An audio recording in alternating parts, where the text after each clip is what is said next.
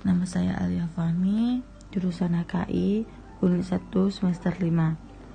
Saya ingin menjelaskan tentang sejarah filsafat hukum Islam. Sejarah filsafat hukum Islam. Pada masa-masa awal Islam, sebuah keniscayaan sebagai dasar-dasar mempelajari keilmuannya, juga sebagai objektifikasi dari ilmu hukum. Aliran filsafat masuk ke dalam Islam melalui filsafat Yunani yang dijumpai kaum muslimin pada abad ke-8 Masehi atau abad kedua Hijriah di Suriah, Persia, dan Mesir. Dalam ensiklopedi Islam terbitan Ikhtiar Baru van Hoof dijelaskan bahwa kebudayaan dan filsafat Yunani masuk ke daerah itu melalui ekspansi Alexander Agung, penguasa Makedonia 336 sampai 323 1000 Masehi setelah mengalahkan Darius pada abad keempat 1000 Masehi di kawasan Albela sebelah timur Tigris.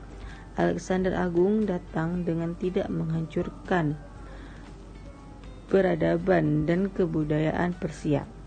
Bahkan, sebaiknya ia berusaha menyatukan kebudayaan Yunani dan Persia.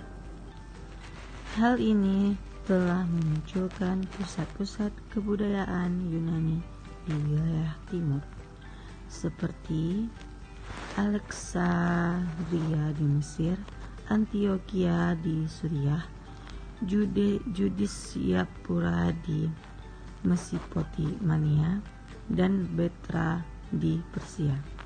Pada masa dinasti Umayyah, pengaruh kebudayaan Yunani terhadap Islam belum begitu nampak, karena ketika ia memperhatikan penguasaan Umayyah lebih banyak tertuju kepada kebudayaan Arab.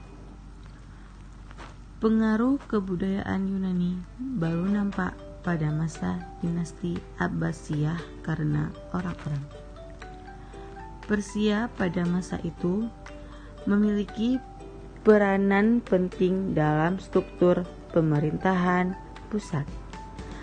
Para khalifah Abbasiyah pada mulanya hanya tertarik pada ilmu kedokteran Yunani berikut dengan sistem pengobatannya.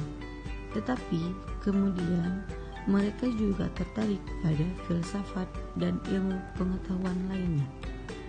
Pengertian pada filsafat meningkatkan pada zaman Khalifah Al-Makmur 198 sampai 218 Hijriah atau 813 sampai 833 Masehi.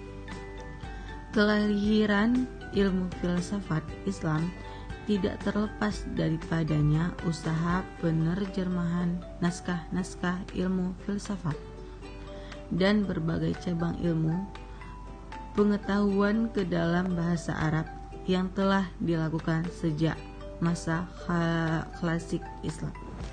Dalam ensiklopedi tematis dunia Islam, pemikiran dan peradaban disebutkan bahwa usaha penerjemahan ini tidak hanya dilakukan terhadap naskah-naskah berbahasa Yunani saja, tetapi juga naskah-naskah dari berbagai bahasa seperti bahasa Syriani, Persia, dan India.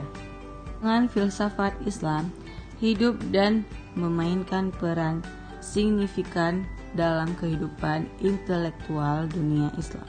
Jamal al-Din al-Afghani, seseorang murid mazhab mulia Syadra Sa'ad di Persia, menghidupkan kembali kajian filsafat Islam di Mesir. Di Mesir, sebagian tokoh agama dan intelektual terkemuka seperti Abdul al-Halim Mahmud, Syekh Al-Azhar Al-Marhum terjadi pengikutnya. Filsafat Islam di Persia juga terus berkembang dan memainkan peran yang sangat penting, meskipun terhadap pertentangan diri kelompok ulama Syiah.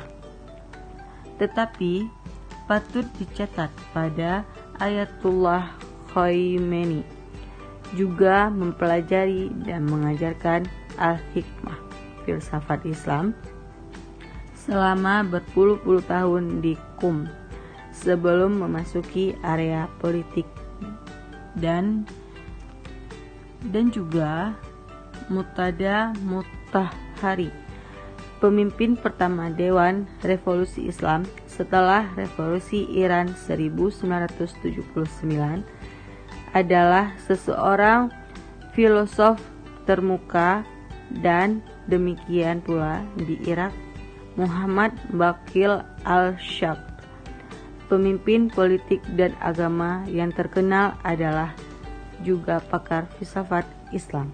Baik, sampai sini yang bisa saya sampaikan. Lebih dan kurang saya mohon maaf. Wabillahi taufiq wal hidayah. Wassalamualaikum warahmatullahi wabarakatuh.